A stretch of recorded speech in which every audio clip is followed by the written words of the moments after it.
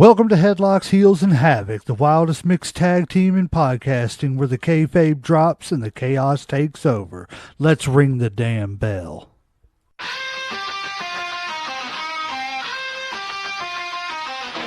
Headlocks tight, heels on the prowl, dropping elbows, hearing growl, feel the foul. No script here, just real, no bluff. Kayfabe crack, now the dirt gets rough. Headlocks, heels, havoc in the zone. Stepping in the ring, chaos is your home. No filters, no mask, just raw bare tone.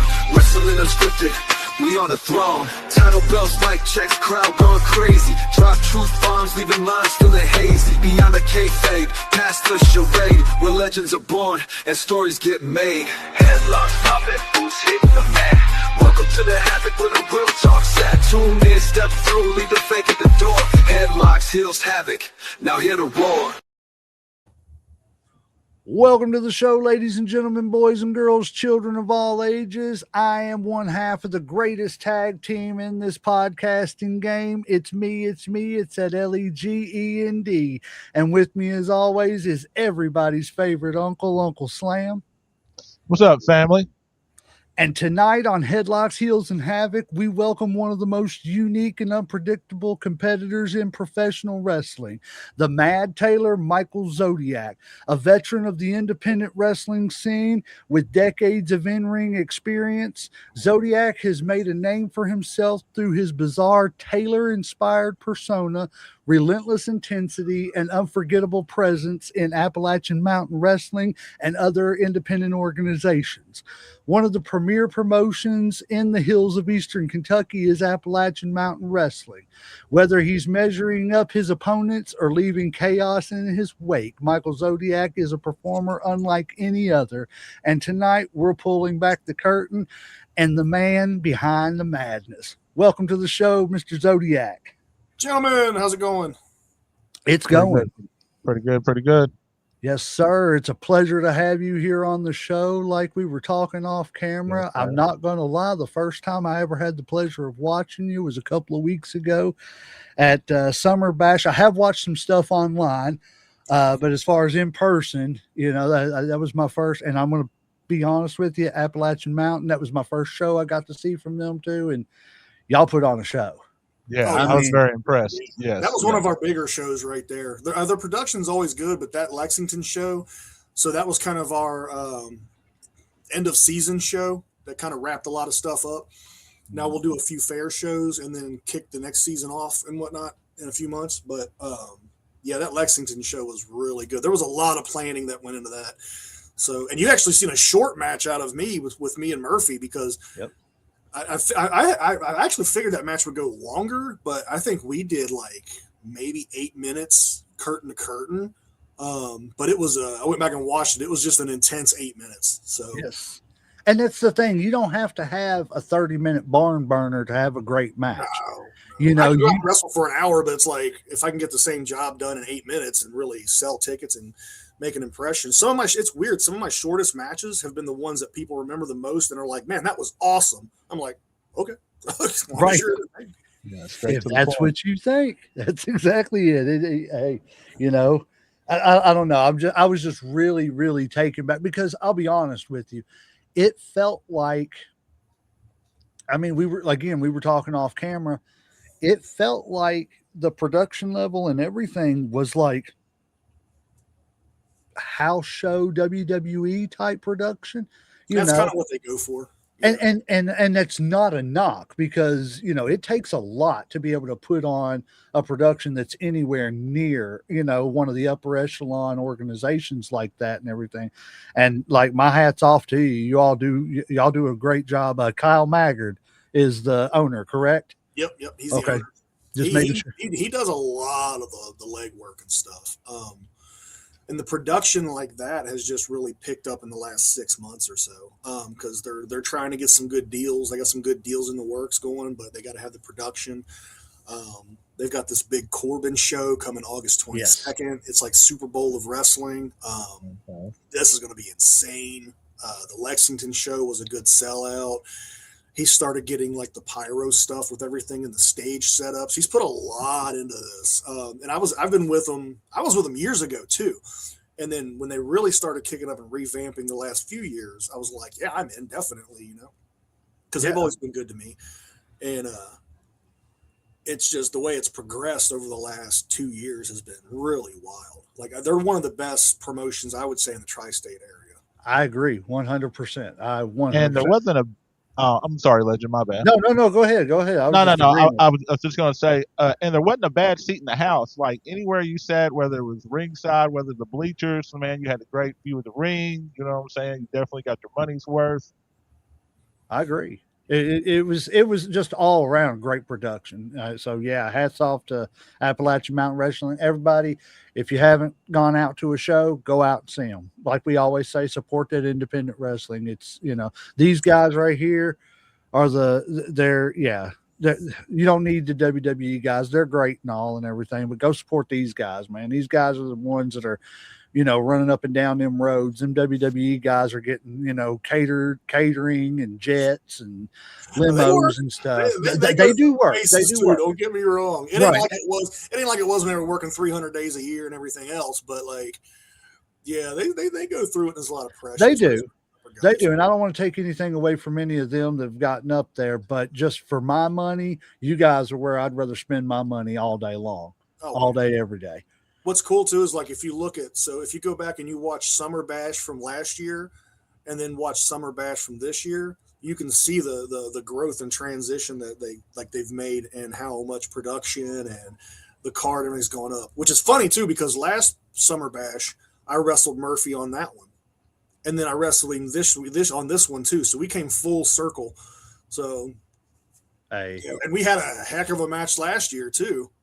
It was almost a year to the date minus a day. I think there was 1 day difference. One was the 14th and one was the 15th of June. Good anniversary. So, okay, I'm going to open up with the same thing I always pretty much open up with. So who were some of your of the wrestlers that inspired you growing up? So growing up, I watched wrestling with my mom a lot, which was kind of weird.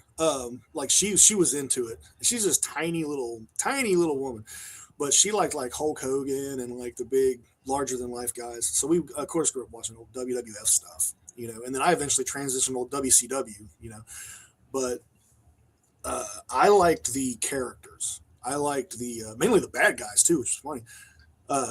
It made it fun me and her watching because she would like Hulk Hogan, Ultimate Warrior, you know, guys like that. You know, the jacked up pretty guys, the good guys. Right. And I like Jake Roberts, I like Ted DiBiase, you know, Papa Shango, you know, Rick Rude, all the bad guys. I was like, I like these guys. These guys are cool right here.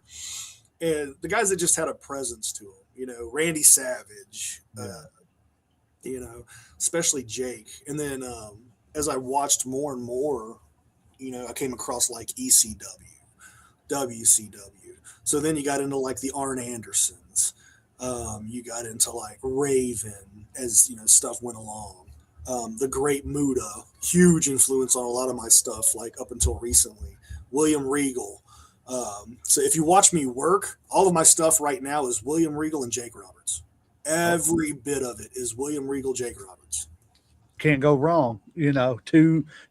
Well, you would be hard pressed to find a better wrestler overall than William Regal. Yeah, and he's and as far as ring psychology, Jake the Snake, I don't know if it's because of health reasons, but I don't know why somebody is not using him in a creative standpoint. He was with AEW for a while, but I don't know what he's doing now. Right. I just didn't know if it was his health because I know he's got a lot of breathing issues and stuff like that. He's not exactly young anymore. I mean, he's up there in age. Right. Yeah. I love Jake, and I didn't respect Jake a lot. As well, I liked him as a kid because it was cool, you know, he's going to DDT you and throw that snake on you. Yeah. But I didn't know the business, and not that I really know the business. I'm on the sidelines still looking in. But, you know, I've learned a lot more about it just from being around guys like you and everything who have allowed me the opportunity to learn from you all, you know, which is awesome. I think once you get a different like perspective on things, like from like, I don't want to say a behind the scenes perspective, but once you look at things from a different perspective, not just a fan perspective, but production, but how matches are put together, psychology, the purpose behind a lot of it, you get a whole different appreciation for guys like that. Yes.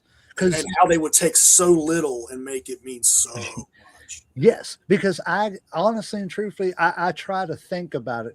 I don't know that I can remember Jake Roberts body slamming anybody. Very rarely. He rarely picked anybody up. Right. But it was mostly punches, kicks, and he was one of those guys that he got you over by letting you beat him up. Mm-hmm. And then him making his comeback, and because like with DDP or Shawn Michaels or other guys like that finishing move was always right there in the back of your mind, right. And it could be hit just like that. Yeah, and that's all he needed. Yes, because if he hit it, it was over. That's how I put a lot of my psychology in my matches. Like no matter what character I've been doing, because I can go out, I can, especially for my size, like I can do a lot of stuff. I'm trained in a lot of different things. But there's a lot of young guys that do a lot of the high fly stuff, a lot of the high intensity, high risk stuff, So if I go out and do it, I think it takes away from them. Plus the crowd's already seen it, Right. And it's cool if like, say a guy does a Rana, right? And he's 150, 160 pounds, you expect it. Now, if I go do it at 300 pounds, just because I can, I'm not going to do it that often or at all, because then it goes, oh crap, well, this big 300-pound guy did it. That's crazy. Well, then it takes away from their style of wrestling, and that's not my style. And I don't want to crap on them, because I don't want them going out later on, doing what I do. So it's kind of a mutual respect thing too on my end anyway. So. I totally agree. Again, the psychology of it, that's, you got to be able to. So let me ask you this. What do you think about the way wrestling, the way, how do I say this? The way wrestling used to be as compared to, I know a lot of people say the acrobatics of it nowadays and stuff and everything. Do you think it's hurt it, or do you think it's helped it, or is there, you can sprinkle enough or too much? It's always been there, though, is the thing. Right. If you go back and watch wrestling, anything you see now, we keep upping the bar, which is dangerous. I will say that on what's wild. But if you go back and you watch wrestling, right, there's always been the brawlers. There's always been the technical guys. There's always been some form of high flyers, no matter, what. There's always been like the high risk guys, the spotty guys. It's just different from era to era. Now, I think the bar keeps getting raised, but people will go, oh, well, Will Ospreay kills wrestling because of all the crazy stuff he does. Will Ospreay's a hell of a storyteller. I think Will Ospreay is one of the best wrestlers in the world. But then you look at guys like that and Kenny Omega and everything else, and people go, well, those guys are just killing wrestling because they do such unbelievable stuff. Now, go back to, say, the 90s and watch Tiger Mask. Mm-hmm. Go back and watch Jushin Thunder Liger. Yep. Go back and watch Eddie Guerrero when he was Black Tiger. Go back and watch any kind of AAA stuff like that. Those guys did all the same stuff. They did all the same stuff, but for that era, and they were considered like the wild guys. It's flavors of ice cream, man. That's all it is, And some people like a more believable stuff. Some people like all the wild flavors and the flair, of like Lucha Libre or the strong hitting Japan style stuff. You have to appeal to different audiences, especially now because everything's so mainstream, Right. I agree 100%. And I think that's the beauty of it, is you can watch one card and you can see a little bit of everything. If you want to ground and pound, here's your ground and pound match. I personally, I've always liked those matches that have like the high flyer versus the big brawler and everything, to see, a Sid Vicious versus a Tito Santana or something like that, where he's got to overcome that strength and size. And honestly, that's one of my favorite kind of matches to work. I love working with the smaller guys as being a bigger guy, because I can base and let them get all that stuff in, like where it makes sense. Yep.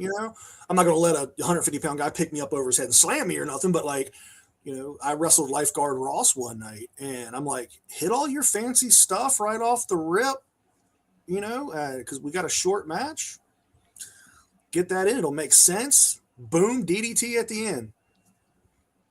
Simple. Everybody was like, that match was amazing.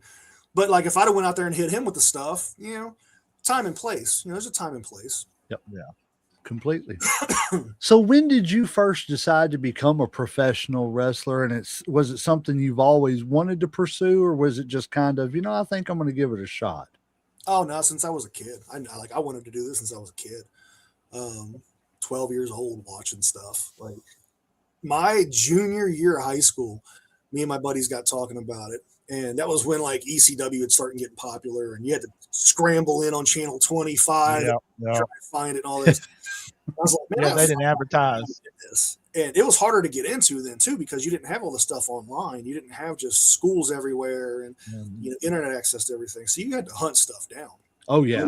So and you didn't know what was real and what wasn't back then too. So here I am, like 16, 17, getting ready to come out of high school. And me and my buddies were talking about doing this, and we would wrestle in the backyard and things and work out and this and that.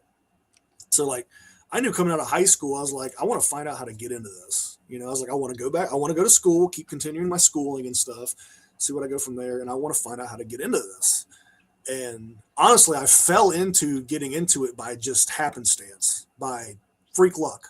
So, but it worked out good though. I ended up not going to college. That ended up waiting for other reasons, but I ended up getting into wrestling school, and it's worked out. Hey, that's all that matters. I have gotten a degree and everything, but wrestling pays for it. So there you go. See, I mean, it's a way to make the business work for you too, And see, that's like you were talking about. It blows my mind because, I always, as a kid, watching, because I was like you, I started out with WWF, and then I found, I just happenstance, I turned it on TBS one night it was like a Sunday at 6 o'clock or whatever, and found, Sunday night. Something, crazy and everything. And it was like, I remember the very first WCW match I ever watched was a Z-Man and Flying Brian Pillman tag team match. They were taking on two enhancement talents, but they were the United States Tag Team Champions at the time. And that was my very first match. I was like, okay, this ain't too bad. It's not, the glitz and glamour of the WWF and everything. But I'll be honest with you, as a kid, I was jumping off my dressers onto my bed and everything, elbow dropping pillows and everything. But I wouldn't have had a clue of how to even begin to find somebody that was a wrestler, to ask them where to go, for schooling or training or anything like that. Yeah, coming out, I didn't know jack about independent wrestling hardly. Like, I was like, oh, there's smaller promotions and stuff. Like, I would see stuff here and there, but I didn't pay a whole lot of attention to it. And I knew and this is actually how I got into wrestling. I knew out at the Richwood Flea Market where I live in, because I live in Kentucky, and there used to be a place in Florence or in Richwood, right outside of Florence, and it was a Richwood Flea Market. It was there for years. It's a storage place now. They went through a whole bunch of spells, and it caught fire, and then they rebuilt it, and it got storm damaged. Eventually, the guy just sold it. Now it's a big storage place. But the Northern Wrestling Federation out of Cincinnati had a school called Bone Crushers. They still have it down here now. And they had a booth in the Richwood Flea Market where they sold tickets and merchandise and T-shirts, and they would do meet and greets. And so we're in there one day, and we see this big sign, come meet Prince Justice, NWF champion Prince Justice. I was like, well, that's kind of cool. I was like, let's come back next week, check it out, me and buddy mine. And he's like, okay, which we usually look for something to do. We went to the flea market all the time. So we get there, and we're 17, 18, or 18 at the time, goofy kids.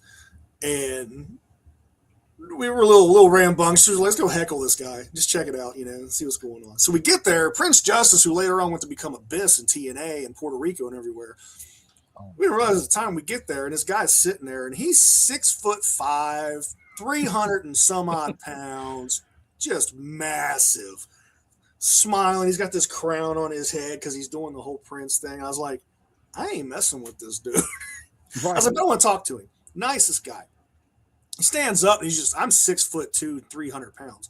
At the time, I'm 6'2" and probably 270. I don't know. I'm a big kid. He just dwarfs me. I'm like, this is the biggest guy I've ever seen in my damn life. And we're BSing. He gives me a flyer for a Peel's Palace show. Peel's Palace, Erlanger, Kentucky. Place famous. I'm like, well, this is kind of cool. So we circle around, and I'm sitting there thinking, I'm looking at this flyer and stuff. My buddy's like, you good? I'm like, I'm going to go ask him how we got into this. He's like, you're serious about this, aren't you? I was like, yeah, I got to find out, man. So I go back around. I was like, can I ask you a question? He's like, yeah. I said, how'd you get into this? He's like, what do you mean? I was like, how'd you start wrestling and stuff? I was like, I grew up watching this. I was like, and how did you get into this? I'd be interested. He goes, well, how old are you? I said, 18. I just graduated high school. He said, you're a pretty big kid. He goes, you play sports? I was like, a little bit. So he gave me the number to Bone Crushers, who at the time was run by a guy named Johnny Diamond, who's no longer with us. God rest him. He was a Wildcat. And Roger Ruffin was their head trainer, who owns the company now. He's owned it for years. And then their head trainers were Prince Justice. Wildcat Chris Harris was there. And then they had guys too, like Rob Williams and other guys that come through. But he gave me the number, wrote it down. I still have the paper that he wrote the numbers and stuff down on. It's a white envelope kind of thing. He folded it in half and wrote it down in Sharpie and gave it to me. It's in my photo album. So I sat on this number for like 2 weeks or so, and I finally called them. They said, come on down. So they were in Fairfax, Ohio at the time. So I go to Fairfax, Ohio, climb these steel steps on the side of this warehouse. It was the weirdest damn thing at the time. Then up above the warehouse, they had this big open space with a ring in it. A big wooden desk, some workout stuff, some posters on the wall. It was the most ratty looking thing you've probably ever seen in your life. But I walked in, I was like, this is the coolest thing I've ever seen in my life. And they're training to wrestle and stuff, and it was hot and dirty. I was like, it looked like a scene of an old Rocky movie when they're in the Bronx boxing gyms. And I'm just like, this is so cool. So we wrestled and trained and worked out and this and that. And they were like, well, if you want to come back, here's the deal, and here's what stuff costs and everything else. And I was like, okay. So I left, and I got a hold of them later and signed up and got rolling. And the gym moved a few times between then, so there was some breaks, but I trained for off and on a good year and a half because we had some lulls until they finally wound up in Ohio off of Hopple Street. And that's where they were for a long time. And now they're in like downtown Cincinnati. But it was such a process because I just found them by luck, dumb luck, because you couldn't look up professional wrestling schools in the Yellow Pages. Right. They didn't have websites and stuff, so you couldn't do that. So you just had to go find stuff and ask, So I'm going to say something. My lap.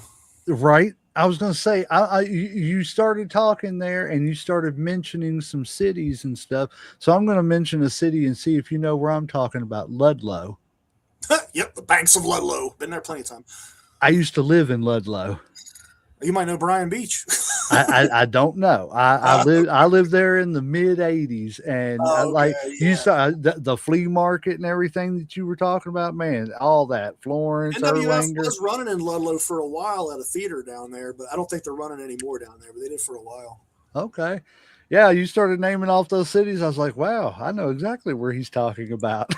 Yep, I've been up there. One of my first sets of wrestling gear that got made was from a guy that did sewing and alterations and costumes in Ludlow, right there on that main strip. He's not there anymore, but he made me a pair of like disco-looking pants. They were wild looking. I still got them too, but I dyed them black and everything. And he had never made wrestling gear before, but a couple of the people went there, and he was like, well, I'll try it, and started making gear for some of the guys. That's awesome. See, as big as this state is, everybody's still a little bit connected in their state. We got a few comments on Facebook. JD said he agrees completely about Will Ospreay. He said, and I also completely agree with your guest. And Emily Cortez said to tell you, she said, Zodi. So they are watching. We appreciate you all tuning in and checking us out and everything. And we appreciate Zodiac coming in and talking to us. So let's see. I'm trying to think of it. Well, there you go. Since you started talking about the Taylor and stuff, what inspired the Mad Taylor character?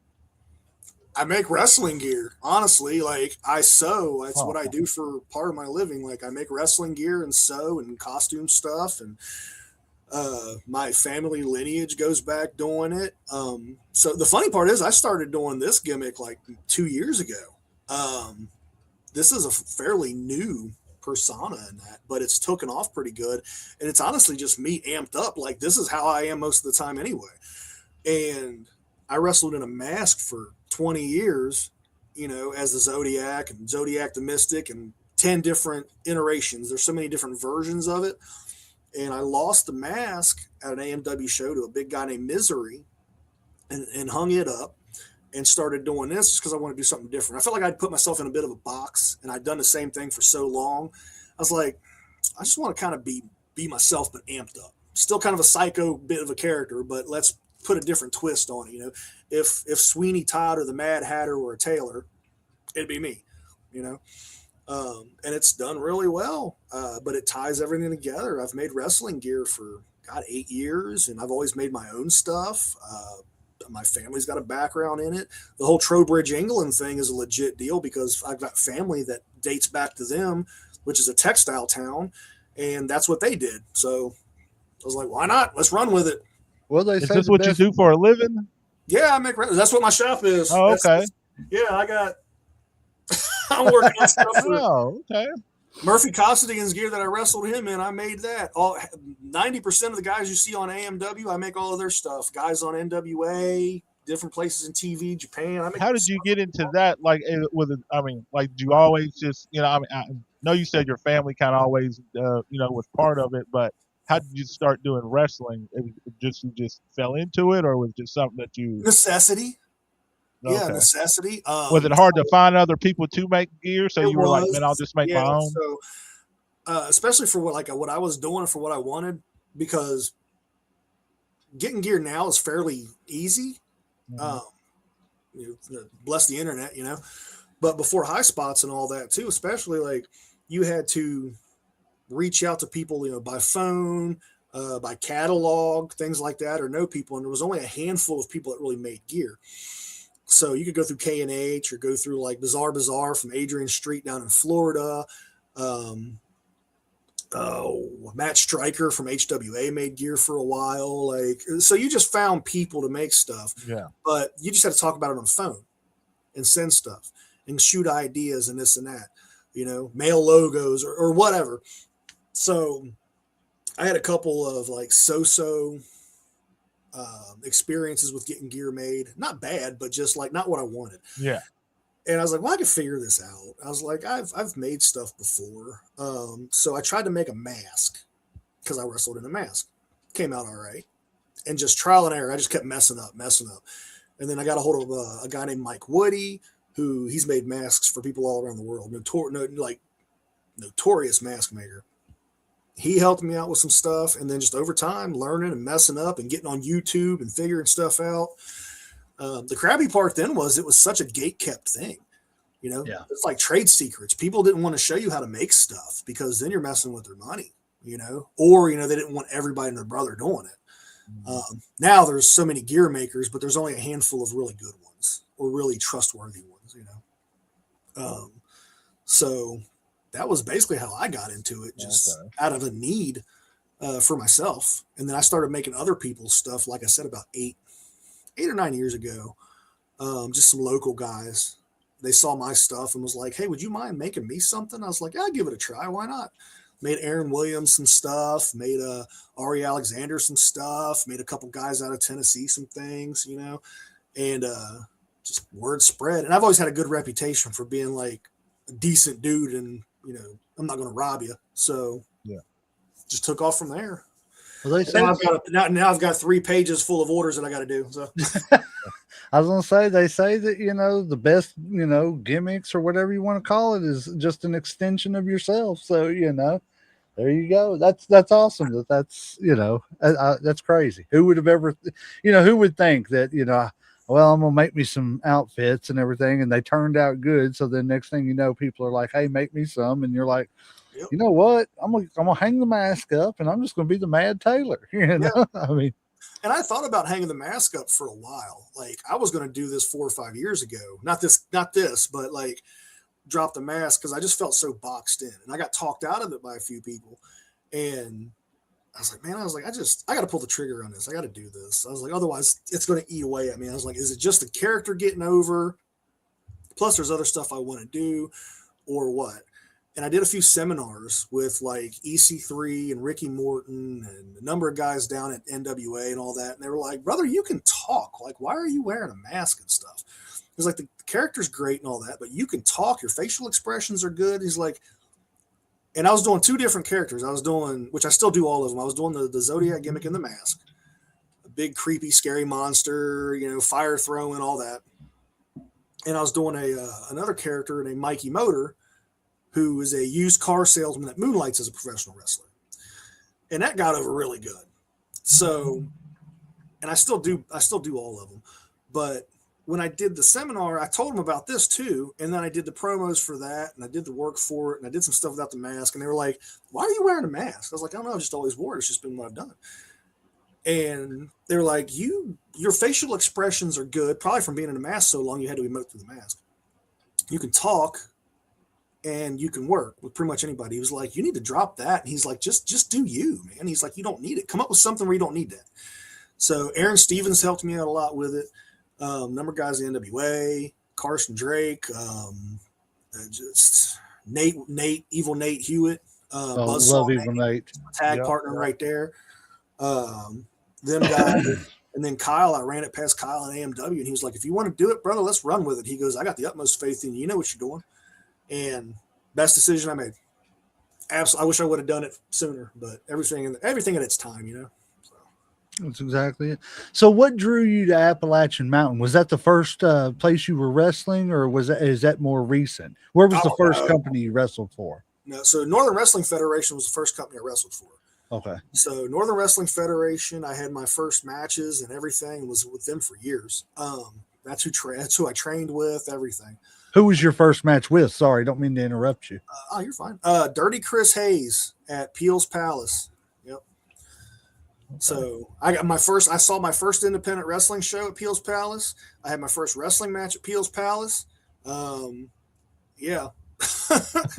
Got drunk my first time really at Peel's Palace. A whole lot of firsts at Peel's Palace. I was going to say a whole lot of first time for everything at Peel's Palace.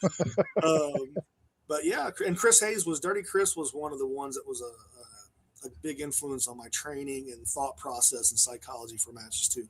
Very less is more, very psychology driven. Yeah. So. That's awesome. So how long have you been with Appalachian? Probably 3 or so years now with this run. From the jump when they got started back up.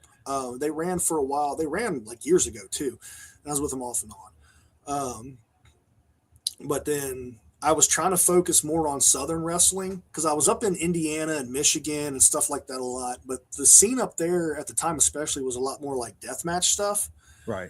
And more of a hardcore scene, which I've nothing against. Hell, I've done my share of death matches, everything else. I enjoy those too. I do everything. So it's like, you name it, I've probably done it. But I was like, I don't want to do that, especially with kids and everything else and like getting older. And like, I wanted to focus on NWA. And I'm like, they're not going to look at me doing that the way I want. And so I was like, I want to focus down on more Southern wrestling. And I'd seen like Kyle and a number of other guys, they were running, and he had contacted me. He's like, hey, we got shows. You want to come down and work? I was like, yeah, most definitely. And he's always taken good care of me. So it was kind of just a need of change of environment. I was like, I want to focus on Southern wrestling. That's my love right there. Storytelling and stuff like that. NWA was running down there. They were in Tennessee and they were in Florida. And I think they're based out of Florida now, and everything else. So everything was in that area that I wanted. So I just started focusing there more. And then once I work an area, I don't try to spread myself too thin. I'll work with 1 or 2 promotions. So that way, if you want to see me, you have to come there. Right. That's just how I work. Because I know there's a lot of good places to go down there and work, but right. That's where if you want to see me, you got to come. So. Well, sometimes less is more. Yeah. And And they keep me busy. They run a lot of shows, so I don't have a reason really for me to go work everywhere. right. It doesn't benefit me. And physically, it's hard to, recoup too. If you're working, 5 nights a week, Right. that takes a toll on the body, and like you said, we ain't exactly spring chickens anymore. So, I get up in the morning and I pull a hamstring sometimes. So, I I still feel good, luckily. That's a good thing. I'm 36 plus 10s, to quote Tracy Smothers. So it's like, there you go. I like How that. many 36. shows do you like do a month normally or whatever? I shoot for at least 4 to 6. Okay. At the top, I was doing, when I was my most active, I was doing what, 12 to 15 a month. Damn. Yeah. And that's not, I mean, that's shows, that's not matches, because some shows I would work 2 matches or whatever. So, yeah. I counted up one time the most matches I did in a year. It was insane because I was wrestling like 3 or 4 times a week. Plus, I was doing double duty on some shows because I was doing multiple characters. So, like, I think the most matches I did in a year one time was like 310. Something ridiculous. Wow. I got added, and I was like, "Holy cow!" In a year, and I mean, this was like several years. Okay, yeah. I guess you were a lot younger then. Yeah, quite a bit. You were basically running a WWE, WWF type schedule. I've ran like that for a long time, though. Like, but that's how I paid my bills. So it's right. Like, Well, yeah, you got to do what you got to do to pay them bills. Right. So what has been the biggest difference, do you think, between wrestling when you first started and wrestling now? The amount of exposure that there is a big thing. The gates are more wide open. Like it's the curtain's been pulled back on a lot of stuff. So it's like I feel like you have to present some things a little bit differently. You have to tell the stories, right, and give the guys the characters and everything else. But at the same time, don't insult them. Right. Like I think MJF is a good example of how to do things, honestly, because he stays in character. Yes. We've talked about him a lot. Yeah. But people aren't dumb then, Yeah. But that doesn't mean you have to tell them how stuff is done. I'm not going to tell you how I do what I do. You might know that what I do is a performance or predetermined or this or that, but it still hurts. You're still going to understand that. And I'm still going to make you go, okay, how did he do that and not kill himself? Do these guys really hate each other and they're just forced to work together? Because that's been asked about me and Murphy. Like, do you guys really hate each other and you have to work together? And I'm not going to tell you, Right. So that builds what we're doing. Yeah. And I think honestly, people will go, all the crowds aren't like they used to be on the independents. Well, no, because there's so many places running now. There's too many people that have been allowed in. So there's a lot of saturation with that. So that's kind of killed the crowds, I think. And I don't think it's even so much that's killed the crowds a lot, is there's so much to do now. There's so much competition with your spendable money, that it's just spread so much. If you can go to 5 different things instead of just the local wrestling show, some of those people are going to do other stuff, but that don't mean you can't still draw and do a successful wrestling show. Look at AMW, Yes. But I think it's really opened up a huge window of opportunity for a lot of stuff. Like, yeah, it's changed, and you can change with it, or you can get left behind, and be bitter about it. I like to adapt and change with stuff. People go, social media is killing wrestling. Well, social media pays me to wrestle because my perspective is a little different. I'm going to put out my promos online. I'm going to sell my merchandise online. I'm going to interact with guys like you online and whatnot and help you build your podcast. That way we can all make money. And in turn, we give the fans that can't come to the show some form of entertainment.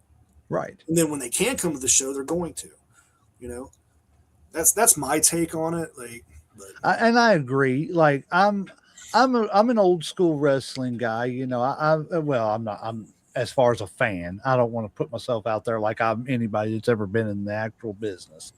But, as far as just old school, I like the old school of wondering.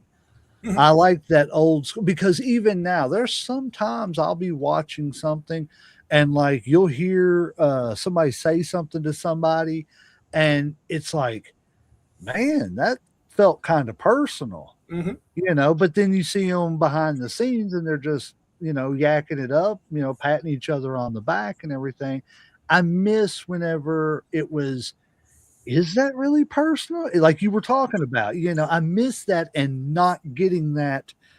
Oh, they're patting each other on the back 20 minutes later. Yeah, and I think people should avoid that. Like, if you're in a feud with somebody and you want to keep them wondering, keep an air of mystery to it. Like, Yes. don't beat the fire out of each other in a 6 month feud, and then be at the local Waffle House or whatnot, sitting together, chilling, hanging out, or posting up pictures around each other with your arm around each other and everything else. That's you know, Do you It, think kayfabe is dead now or whatever? Because we got all nah, these television shows, we have internet, we got kayfabe's cell not phones, everybody's reporting, right. everything. Kayfabe's not dead. It's just changed. It just grew up. It's Okay. just different. Like, kayfabe back in the day was making sure nobody knew that it was a show, right? Mhm. Kayfabe now, though, is just don't pull the curtain back and let them know what's going on. You can still not let people in on stuff. You can still fool people. You can still make people wonder. Look at Leo Rush right now. yeah. If I don't know if you all watched any of that. Look at Leo Rush's stuff right now. There's people online going, I think he's really lost his damn mind. Yeah. Because of the production and the character he's doing. And he stays in character, right? It's a show. Like but you don't. You want to make him go, I know this is a show, but that guy's not quite right. I know this is a show, but Zodi dropped that guy on his head on a metal buckle. It's And it's I had people come to me at the show and ask me, be like, is Murphy okay? And I was like, oh, don't care. And walked away. And they were like, shit. Yep. Danhausen stays in character. They're like, I know this is a show, Yes. but this guy is weird and I want to watch it. It's almost like watching like Anthony Hopkins play Hannibal Lecter and Yeah. thinking, this is a movie, but what kind of a twisted actor does it take to pull that performance off? Right. Or a magic show. Yes. It's a show. The guy didn't really pull 12 cards out of his mouth, but you don't know how he did it. Now, there's always the guys that want to spoil it and tell you how he did it, and you can't do anything about that, but just enjoy it and go, how the hell did he do that? I agree 100%. Like it. So would you say that you're not as, I don't want to say mad, but when the curtain was being pulled back years ago with like Vince and stuff like that and everything, were you at the time, were you kind of like, well, don't do that? Or were you at the time going, oh, that's cool? Because I'm kind of conflicted about it now. Because like you said, I know it's evolved, but there's a part of me that wished we didn't know some of the stuff we know. Right. But then there's a part of me that's like, I'm glad we do know some of the things. I'm glad to know that, people really aren't out there trying to kill each other. You know what I'm saying? But at the same time, I wished I believed that they were a little bit more. You know what I'm saying? From a wrestling standpoint, it's somewhat good because now people don't try and fight you in bars and in stores and stuff, thinking that you're a big badass. I want to try the big tough wrestler. You think you can fight and shit and everything else? You're in my town. I'm like, goddamn it. I love reading stories of like people that try there to were like walk up to promoters Haku and stuff. Yeah, there were promoters like back in the day. If you got beat up in a town and they found out, you got fired. Yep. Oh, damn, for real? Yeah. So Yeah. that's a legit thing. But now it's not so much. You still don't want that to happen, but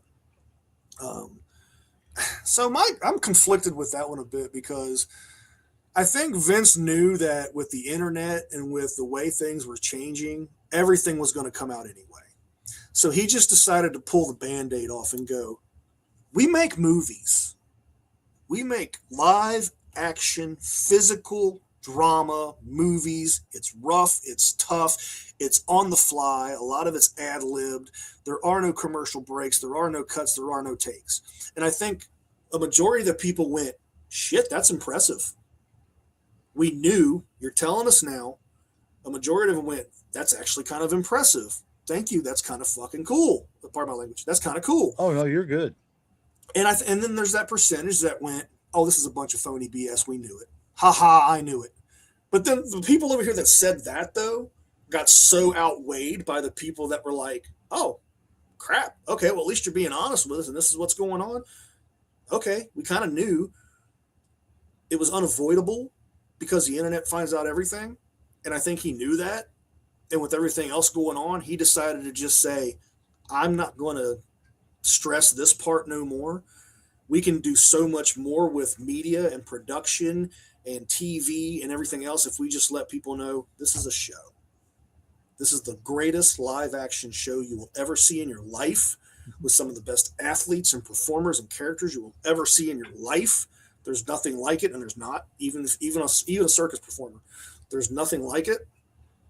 Here's what it is. Either you like it and you love it, or you hate it and you don't want to watch it. And I tell you another thing too, I think a little bit of what he did with that too, because I like that perspective. I've never really thought about it that way. But while you were saying that, it was almost like too, all those people that I remember, growing up and everything and hearing, oh, you watch that fake stuff. Yeah. It kind of shut them up too. Yeah. Because we admit it. Yeah. We admit that it's not, you want to call it fake. We'll step in the ring for 5 seconds. I'll show you how fake it really is. Now, predetermined, it's a different story. Yeah, but it was like, here it is. Things. Yes. It was just here it is. This is what we do. Either respect it or don't respect it. But at the end of the day, all you fake people, shut up. Yeah, I think it did shut a lot of them down because the ones that were like that, it was like, oh, see, it's fake. It's like, why does it matter? It's entertaining. It still hurts. It's still physical. They still get hurt. You're still going to break something. And anybody that's done any kind of entertainment or sports will go, I know that shit hurts. Yeah. And then go, you mean to tell me you're doing all this on the fly live? What happens if you mess up? We figure it out. Like, what do you mean you figure it out? You figure it out. In front of people, you can't just stop.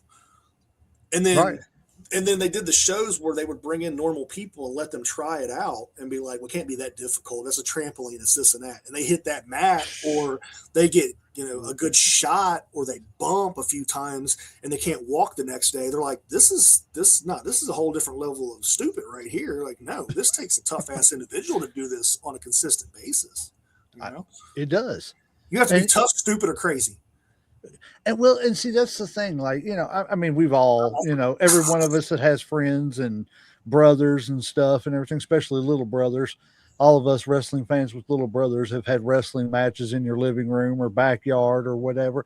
And I mean, we've all been, slammed on the ground or on the, the floor in your house and everything.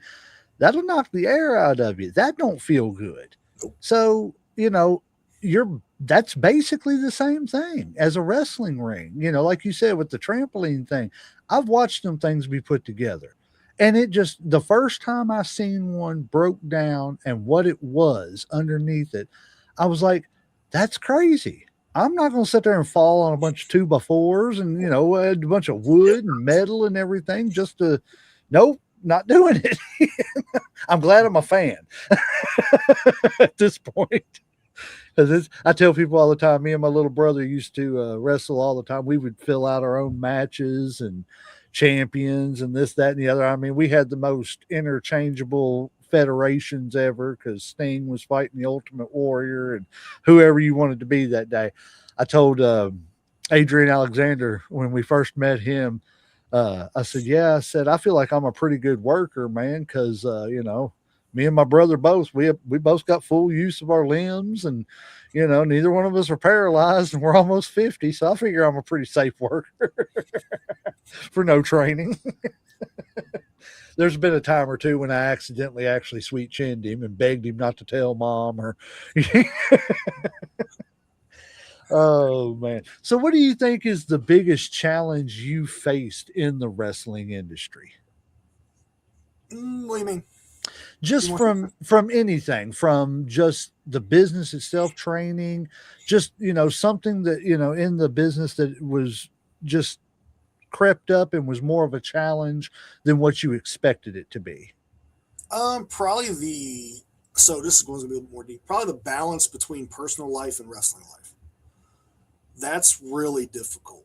Um, and the mental toll, like mental and emotional toll it can take on you. Mental health in wrestling is really rough sometimes. And if you're a single guy, single girl, no big deal. Go hit the road, do whatever you want. But if you've got like family, a relationship, a marriage, things like that, it can be rough, man.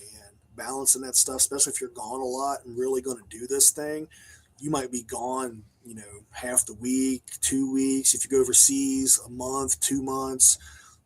You miss birthdays sometimes, holidays, you name it. That's probably the roughest thing. The physical stuff, yeah, it's hard, but then you have to find ways to cope with that because you feel bad, you feel guilty if you've got people at home. Even though you're out trying to make a living, you're trying to chase this, you're trying to do whatever. It's what you do. Like my girl, I told her when we got together, I was like, this is what I do. It's how we met. I was like, it's not going to change. I was like, because that's what I do for a living. I'm gone a lot. I work a lot. I do stuff like these podcasts and stuff. She goes, I understand.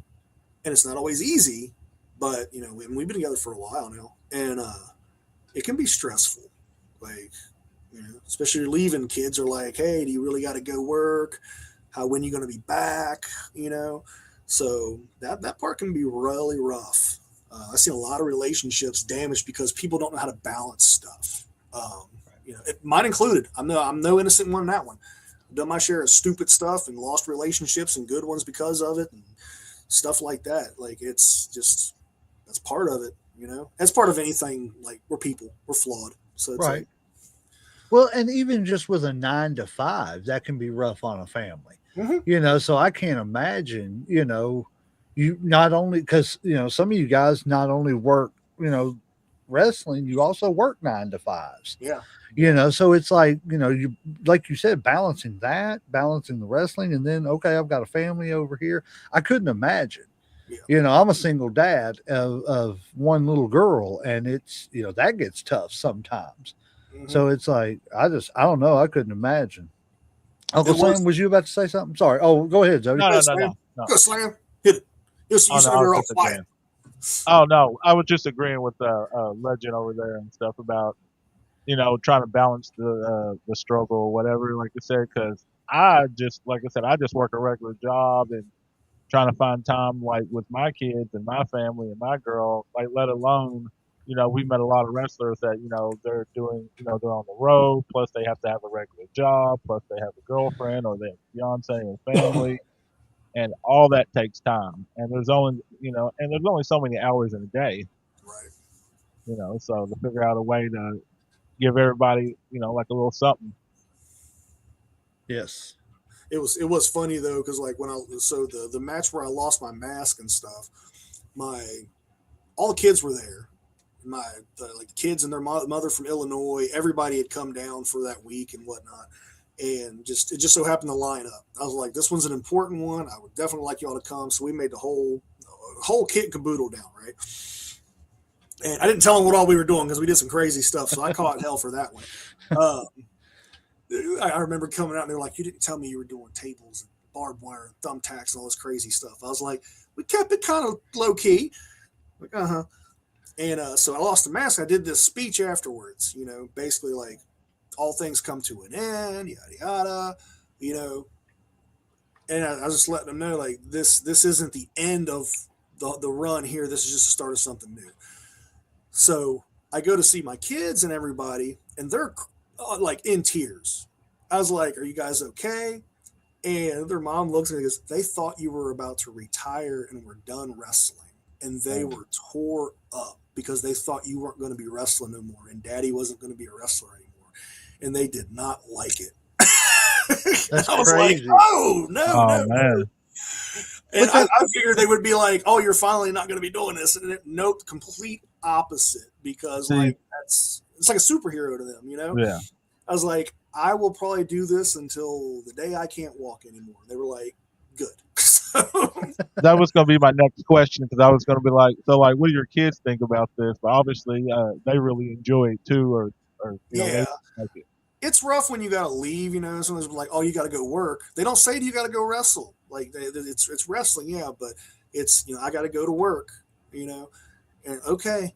And I think that puts it in a different perspective than just, oh, I'm going to go wrestle, because then it's not like just as a hobby fun thing. I'm going to go work, make money so I can buy you stuffed animals and stuff, So they understand it, but at the same time, it's still, oh, you're going to be gone all weekend, or, and I've toned it down a lot. So, but they're very supportive for the most part. Yeah. It's not just going and hanging out with the boys. Right. It's not a social club hobby. I could do a social club 10 minutes from home, right?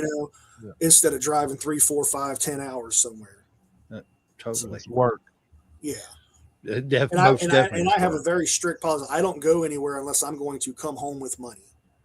That's the thing with me and Mama Bear right there. If you ain't coming home with money, you ain't going, or money or opportunity. And if I can't come home and put money in her hand or show her money, I ain't doing it. If you ain't making money, it don't make sense. Don't make dollars, it don't make sense. That's it. Exactly. So are there any wrestlers that you've never faced, whether it be indie or, people who have been to the bigger, organizations that you've ever faced, that you've never faced, but wish you had the opportunity to work with? That dang Great Mood have been ducking me for years. Man, that would be awesome. He's retired now. That my dream match, where one of them was against him in Japan, but that's not going to happen. But I could still do. I've got to meet him at meet and greets and stuff. Really cool guy, but I've never gotten to do anything with him on shows. So that's one of my bucket ones I'll never get. I got to work with Jake. That was kind of cool. Oh, really? Awesome. Yeah, I was on 3 shows with him and got to work a 6-man tag with him and some stuff and hang out. He was a really cool guy. Would have loved to got to do a singles, but that ain't ever going to happen. Regal would have been awesome. Got to do a seminar with him, but never got to actually work with him.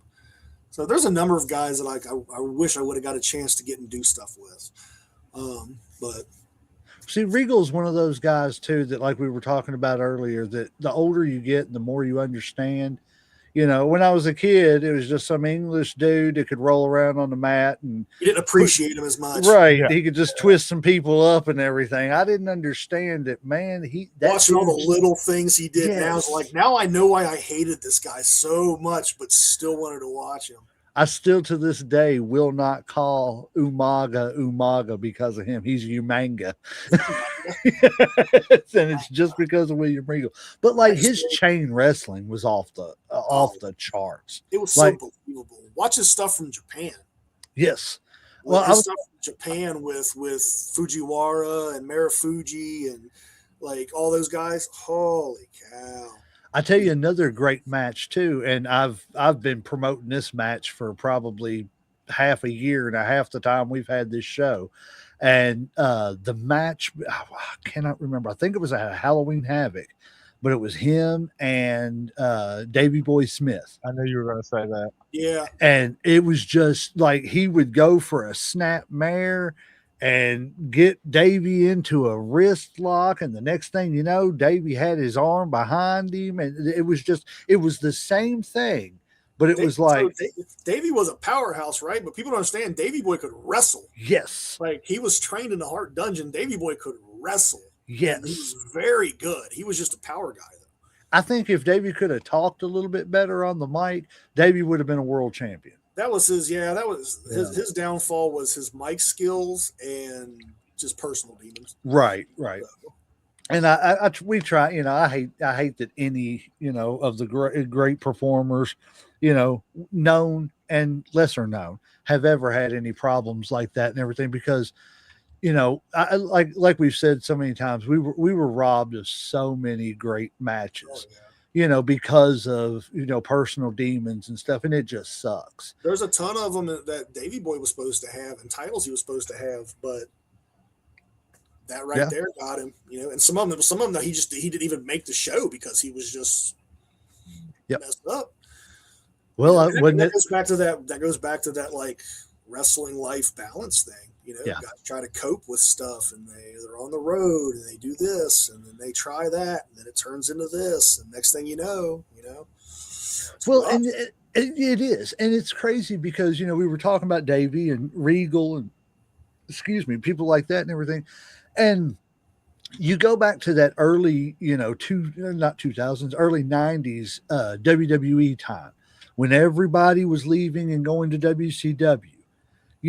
And people talk about, they didn't really have anybody but Brett and Shawn and, Undertaker. And I go back and I'm like watching some of these pay-per-views at the In Your Houses and stuff. And I'm like, what are you talking about? They had Brett, they had Shawn, they had Taker, they had Perfect, they had, Davey Boy Smith, they had Owen Hart, they had, a ton of guys. Yeah, they had a hell of a roster.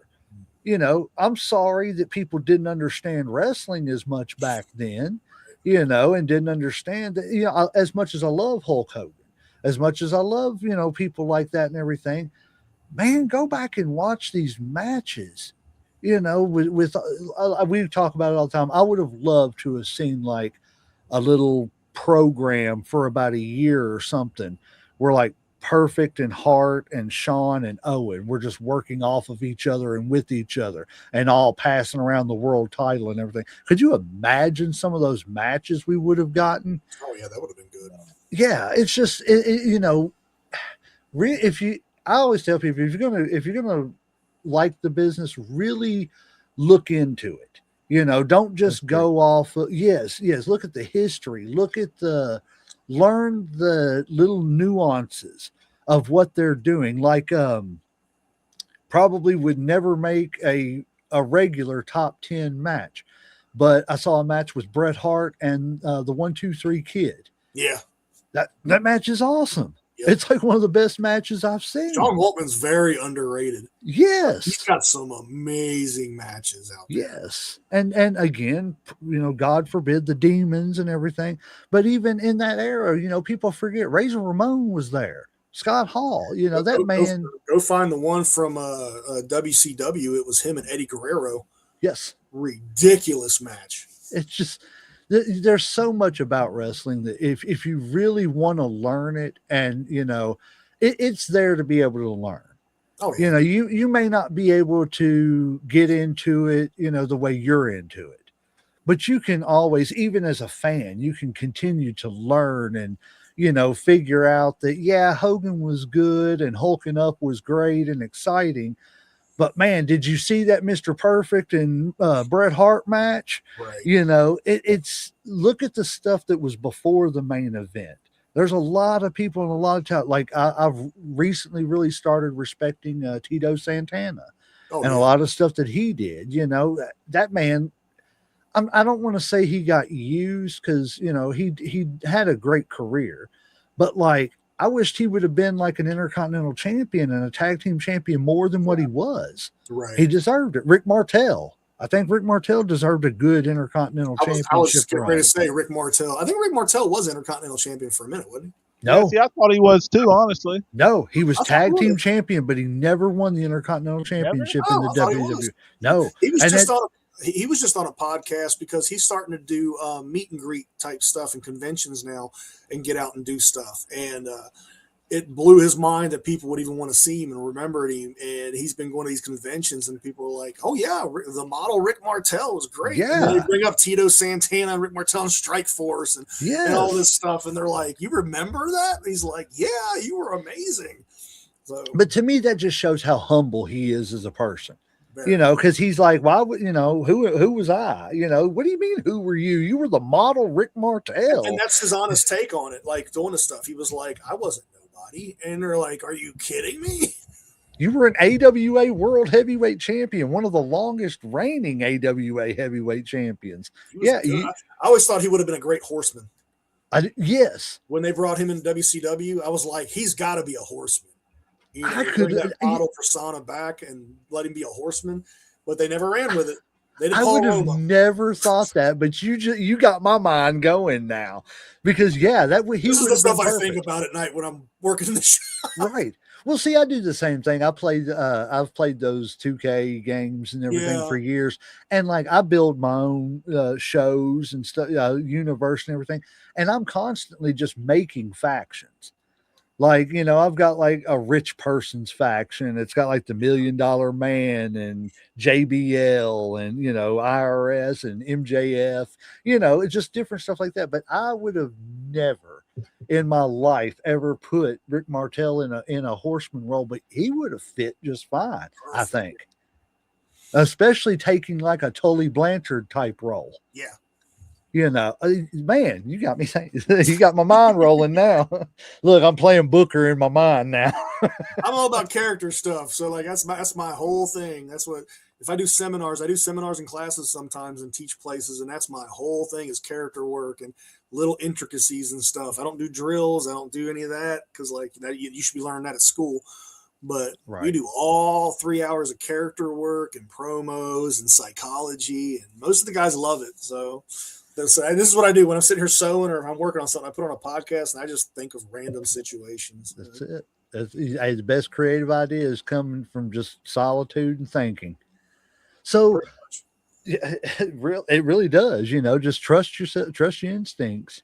So if like, is there any like opponents or an individual match that stands out to you in your career that you for yourself that you have enjoyed more than any other match or anything like that, an Uh, opponent or a match, it could be either one. I've got a couple opponents that I really enjoy like getting out there with. He's laid up right now, but coming back. But Chris Crow, who's a local guy, Love Okay, Chris yeah, Crow. yeah. I Yeah. I've ran a feud with him. We're like nemesis. We still pick at each other on Facebook and online and all that. But my runs and matches with him, we sold tickets with that and have people invested still. When he was announcing his comeback and stuff, he's like, "Are you going to fight Zodi again?" Because that's the thing. But yeah, his stuff was great. Just trying to think, man. I've wrestled a lot of people. Match wise, Tarek the Great. I don't know if you even remember him. Guy from way back in the day. Don't. Wrestled for IWA and all over the world. Smaller guy, and this was years ago. He's been retired for quite a while. We had a massively fun run when I was doing a different gimmick altogether. And he taught me a lot and taught me about Japanese wrestling and that style of stuff. So I owe him a lot.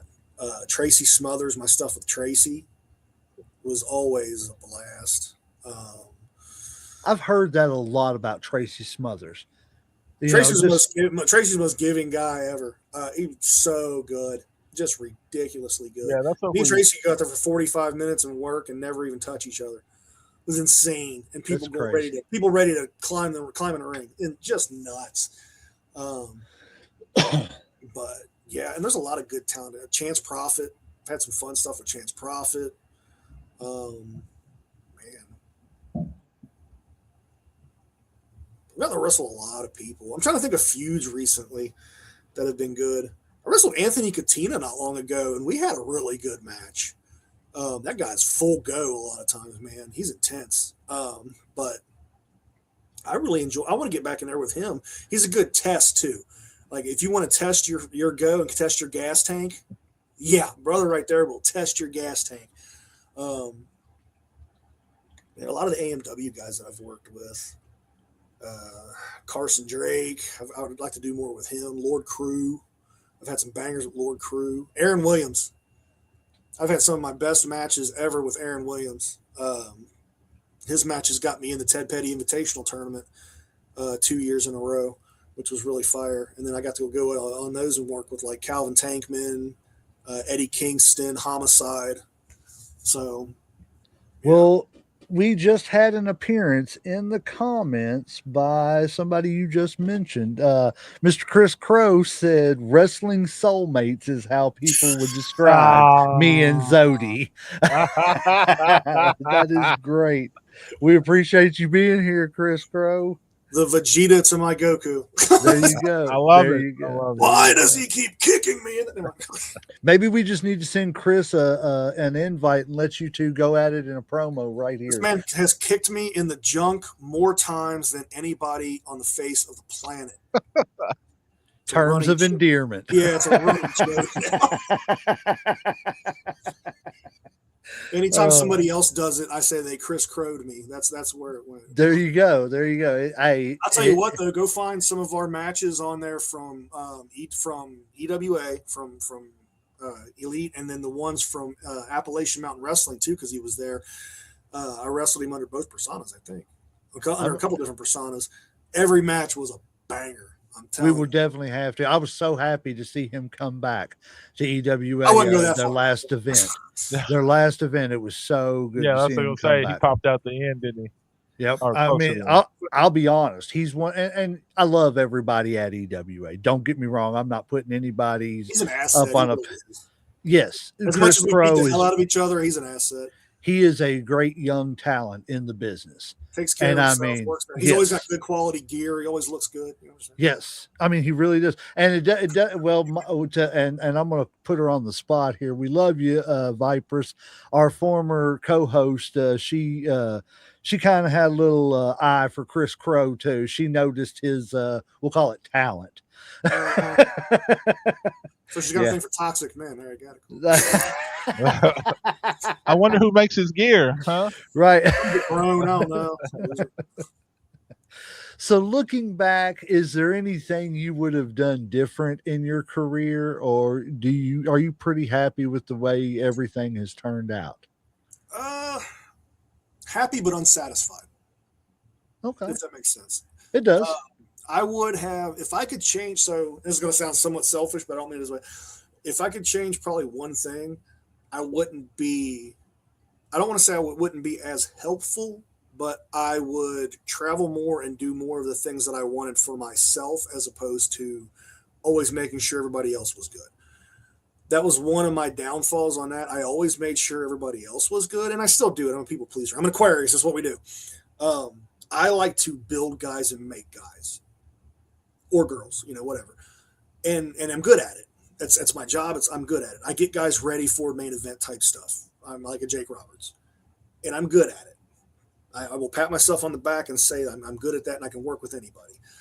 But I wish I would have said no a couple more times on some stuff, and been a little bit more vocal about how I felt on things and what I wanted. Not in an asshole fashion. Don't be unprofessional or dick, but like in an upfront kind of way. And I wish I would have traveled more and stuff as far as overseas opportunities and things when I had the chance, instead of staying back and working on some projects here.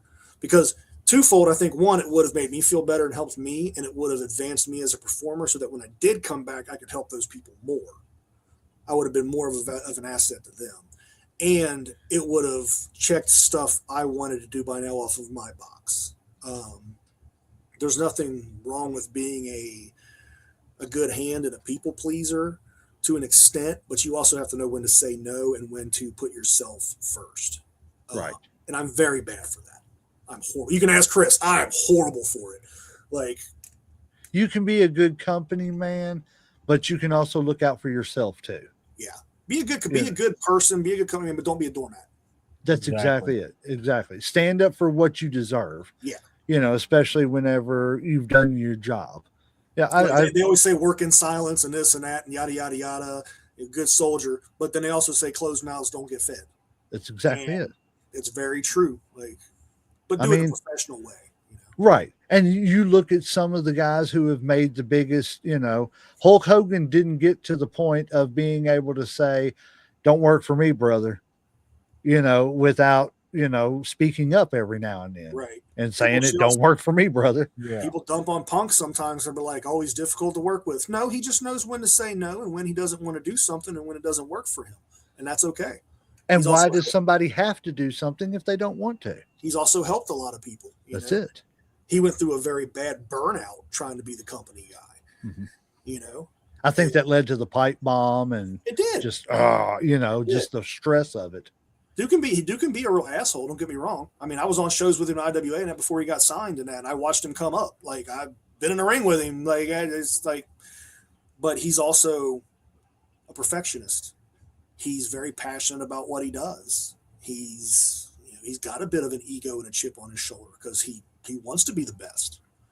But I think now he's kind of got to that point where like he wants to help other people be the best. Yeah. And he was always helpful then too, but very direct. He's a Chicago boy. Like he's very direct, very, he will tell you how he feels. I think he's at the point in his career where he's just ready to have fun. Yeah. You know what I'm saying? And you can still have fun and stand your ground and not be a doormat, like you said. So well, I guess this plays off of it, segue into this. So what keeps your passion for professional wrestling alive after all these years? To keep going up and down them roads and everything, besides the bills coming in every month. Right. I can do a lot of stuff to make money. There's a lot of stuff I can do to make money. There's probably stuff I can do to make more money than what I am now. But that's for me, and this is for me. It's like this. That's just who I am. It's what I do. It's who I am. I don't want to do anything else. And if I don't have to do anything else, and I can sustain with this, then why not? It's what makes me happy. Yeah. And I've done the 9 to 5. I will never do that again if I can prevent it. I've done a lot of different stuff, and you only get so many years on the earth. If you find what you love, the money is kind of secondary. It will come if you work hard enough at it. Just make sure your checks and balances are there. And it keeps me going. I've seen so many guys come and go, and people like, I'm 46, and people go, why are you still wrestling 3-4 times a week and doing this and doing that and bumping? I was like, because I can. Because I like it. Because it keeps me young. Because I feel good. Turns back the hands of time, Nate says that. Buzzsaw Nate's like, brother, you get in the ring, the hands of time go back 20 years. He goes, you do not work, move, act, wrestle, anything like your age. You're like a 25, 30-year-old man. And I feel like a 25, 30-year-old man 90% of the time, That's awesome. I feel like if I stop, then I'm going to feel it. Then it's going to hit me. It's always when you slow down. Yeah. When do you think it will be time? Or like, when do you think you'll know it's time to kind of hang it up and you won't do wrestling anymore? Like, will it just be something that you'll know, will your body telling you, or will it just be like, I think I'll just know. Like, if I get to a point where I'm struggling after every match or struggling to just get through a match, and I go back and I watch it and I go, the fans don't deserve to pay for this, then I'll step away from the in-ring part of it. I'll still do something wrestling. Whether it's manage, whether it's train guys and help, character work or behind the scenes, making gear. I'll keep doing that because I enjoy it. I like building characters. I like helping guys revamp their characters. So if I didn't wrestle again and all I did was work on gear and work on character stuff for guys and help them with all that, I'd be happy with that too. Okay. Because it's a good living. It scratches that creative niche. It's still in the wrestling business. I can be around that. It's what I enjoy. I'd still get to travel a bit. Talking to Aaron Stevens, like from down in NBA, he said that. He goes, I don't know how you don't have a job down here. So I'm hoping to get a job with them. And he's like, I want you in wardrobe and like creative. He's like, we can put you out there and wrestle and stuff too. He goes, but that's secondary. He was like, man, he's like, you need to help these guys with their characters and making their gear and everything else. So I would focus hard on that. And then social media. I love making videos and plugging products and putting up tutorials. Like I've got a TikTok that's all tutorial stuff and gear stuff. I've got one that's for my character. I post on those. I'm on Facebook all the time and just having fun with it. And if I can make money off of that, a brand deal, why not? As long as you can keep your foot in the door in the business, why not? And there's so many things to do in wrestling. Like the in-ring stuff is a small thing. It's just what you see the most.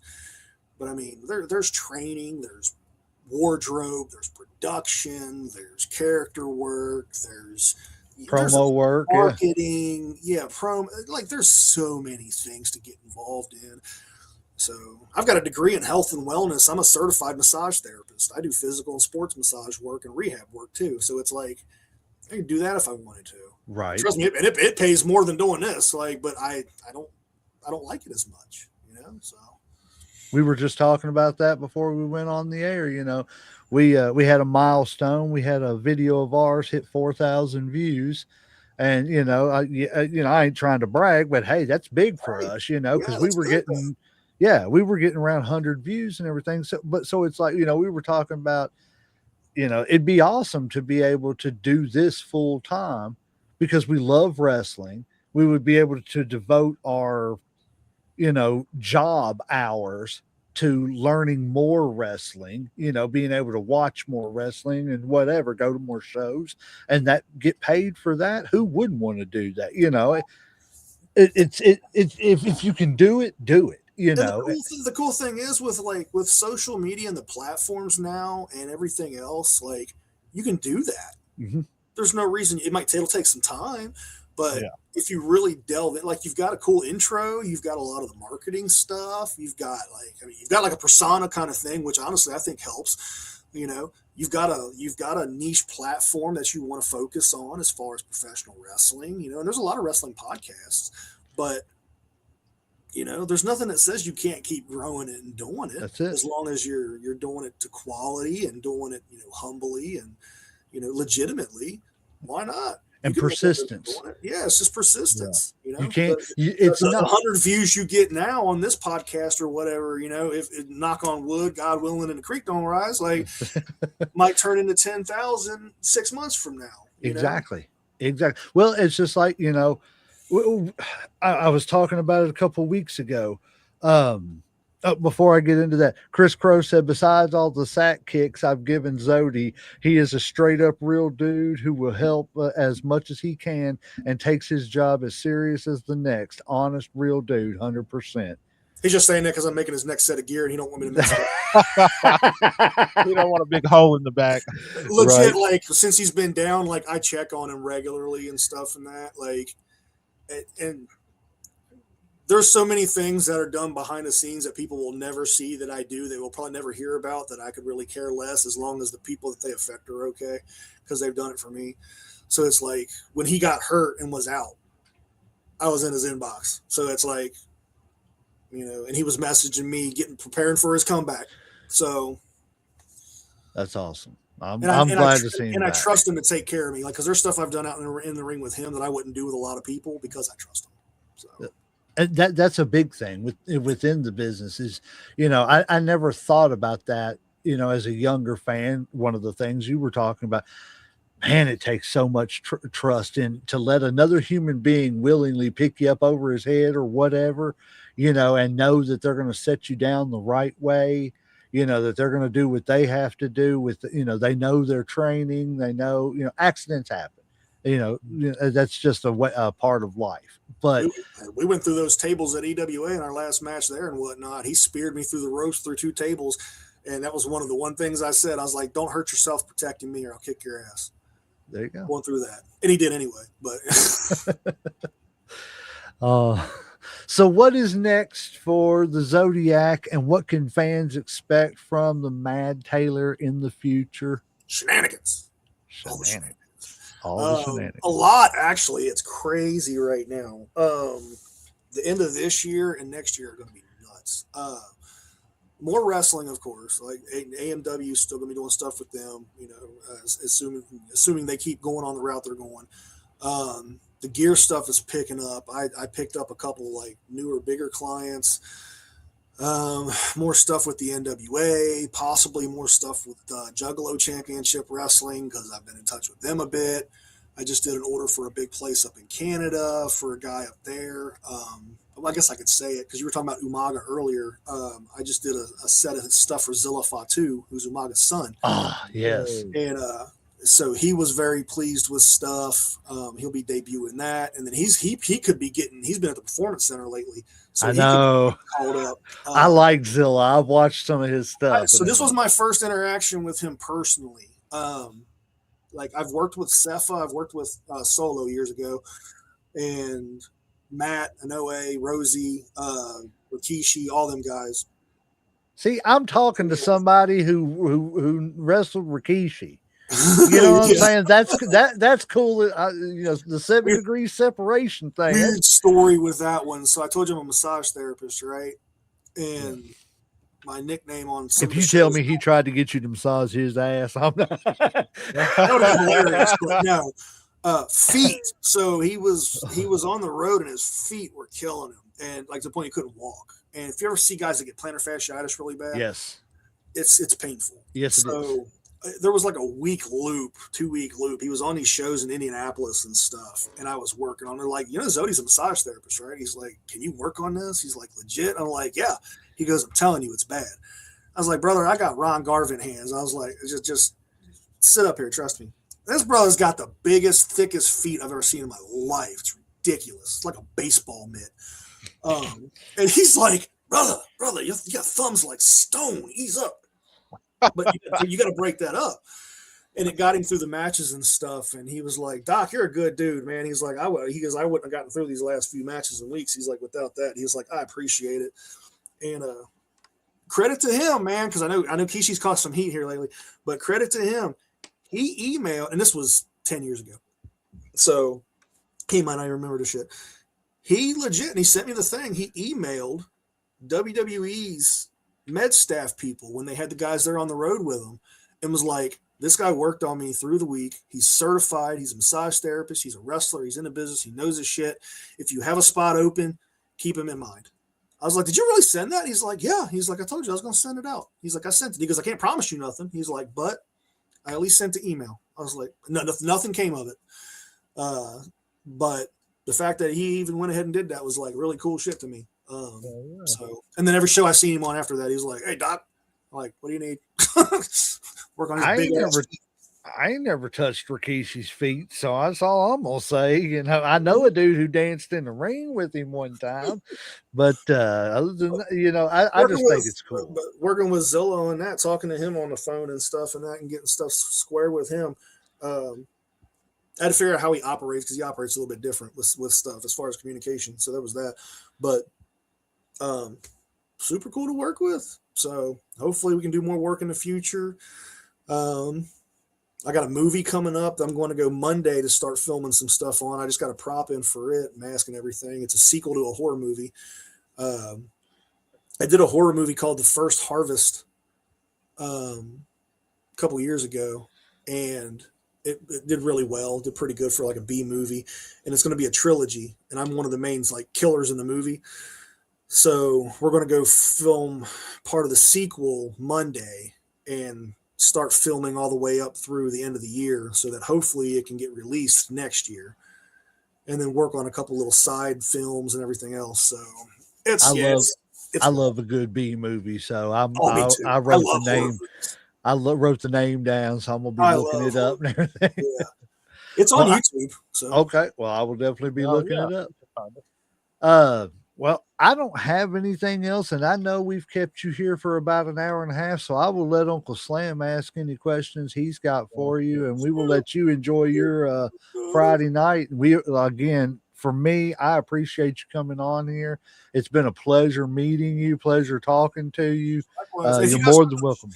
If you guys come to the shows and that, hit me up, let me know. Let's film some stuff and that, and like just film some little like B-roll content or some shorts or whatever, and just hang out. Definitely. Yes, I'm always down. Yes, anytime. Right. And you're more than welcome. You've got an open invitation anytime you want to come back.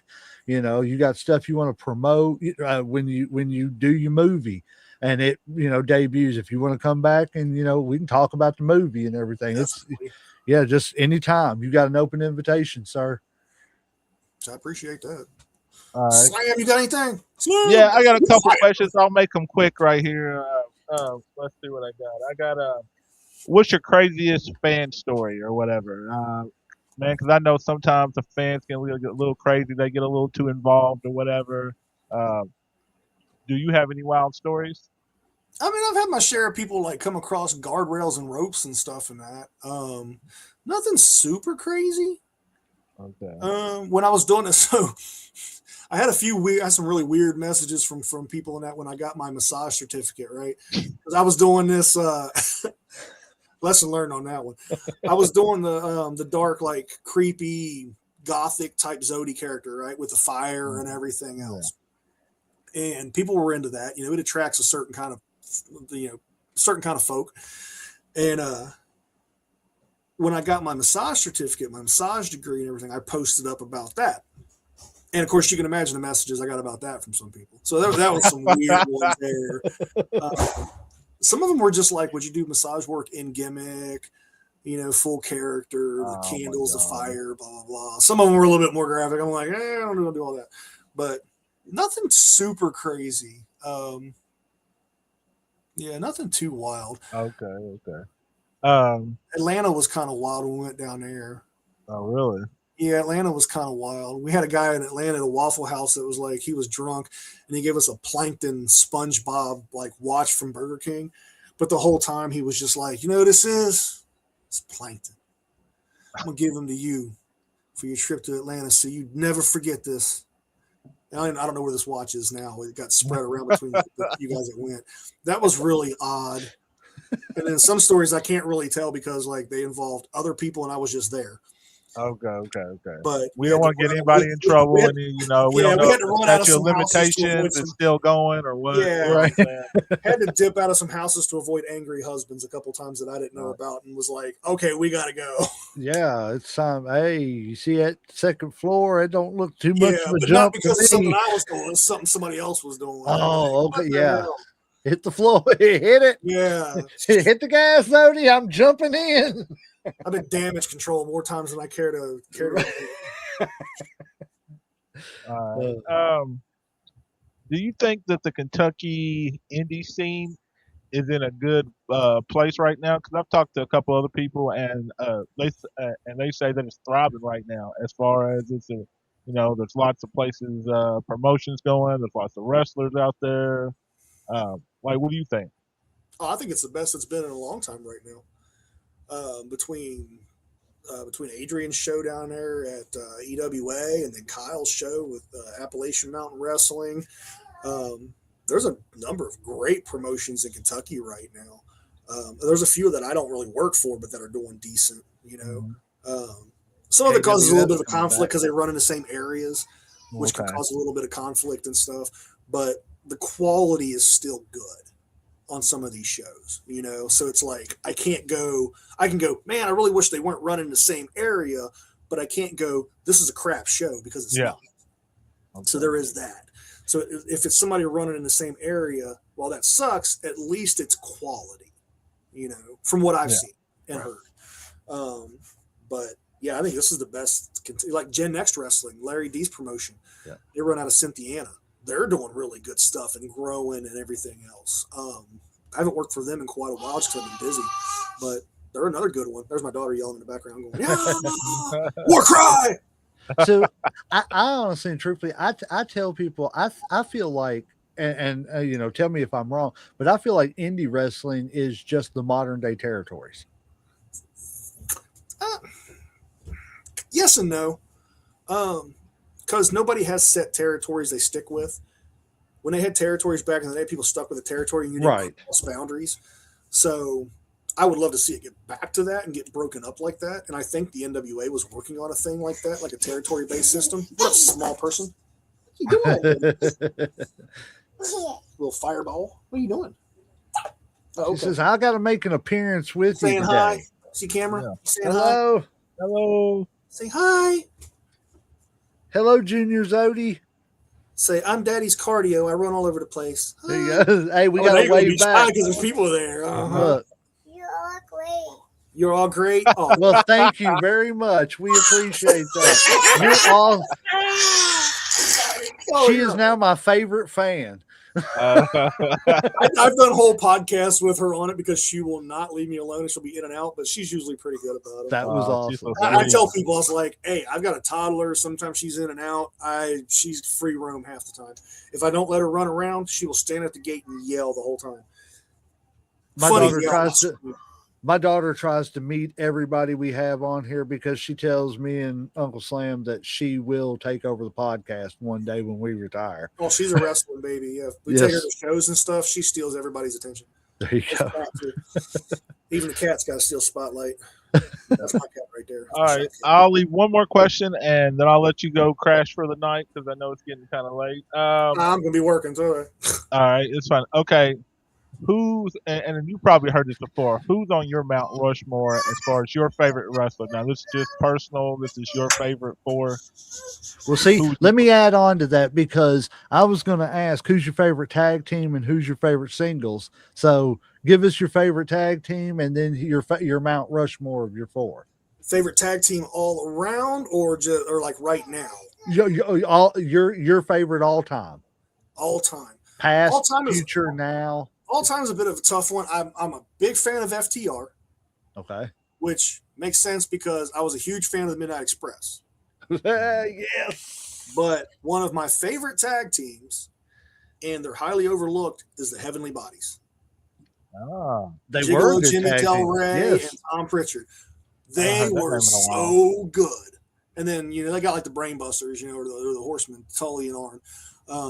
But like Heavenly Bodies popped. Heavenly Bodies could draw heat, and people didn't Jimmy realize. Del Rey was so good. Tom Pritchard's going to be at the Super Bowl of Wrestling, and I'm kind of hyped for that. I've done seminars with him before. Him and Terry Taylor and a couple of guys. Man, so good, so good.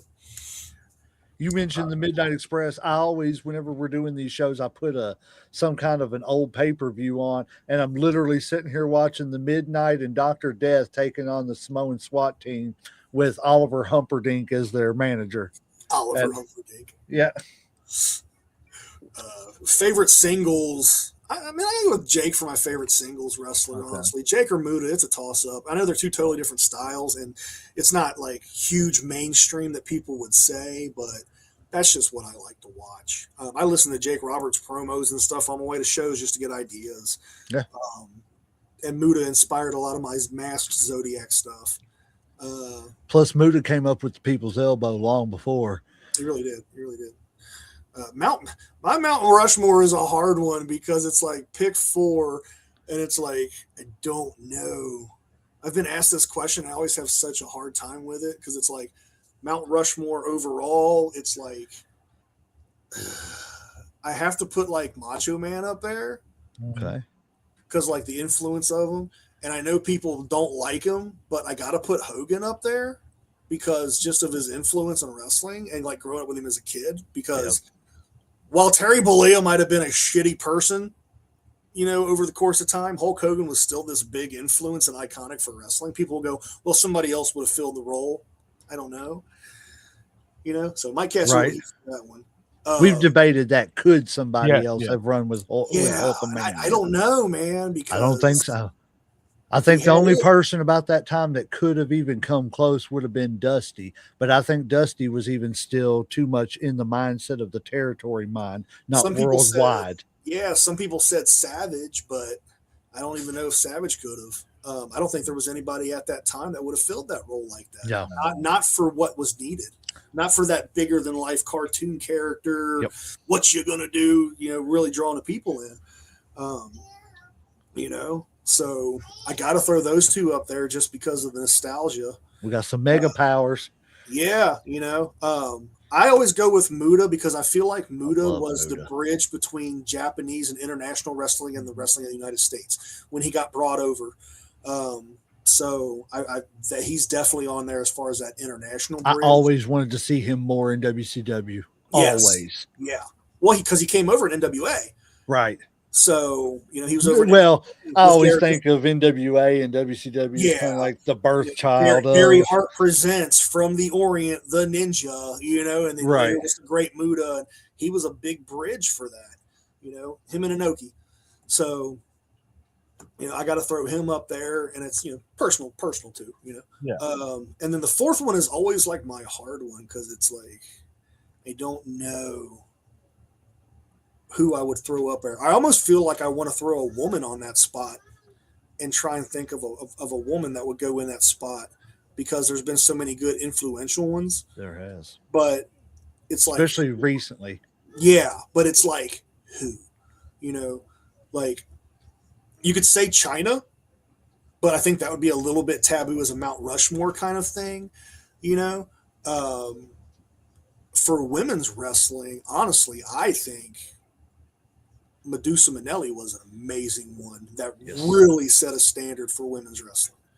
Yes. And some people might disagree with me on that, but she was one of the ones wrestling men, having these crazy matches with Bull Nakano, the big thing where she went to WCW and dropped the belt in the trash can. You Yep, know, yep. like I think she set a different kind of bar with women's wrestling and showing like what they could do outside of just being pretty faces.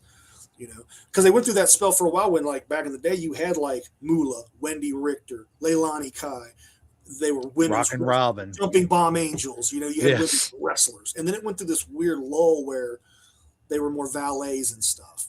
And then you got Alundra Blaze, Medusa, that comes in, and she's just banger matches, even with the guys. Like, let me wrestle the men. I don't care. Went to WCW. She's wrestling Kidman, wrestling these guys, wrestling that guy. So, like, if I had to pick a woman to put on there, her. If I had to pick another guy, that's a tough one. That's a tough one. Probably Shawn Michaels. Probably Shawn Michaels. You just broke Uncle Slam's heart. Probably Shawn Michaels. As much of a God. dick as he was back in the day, I feel like he really kept the era going strong.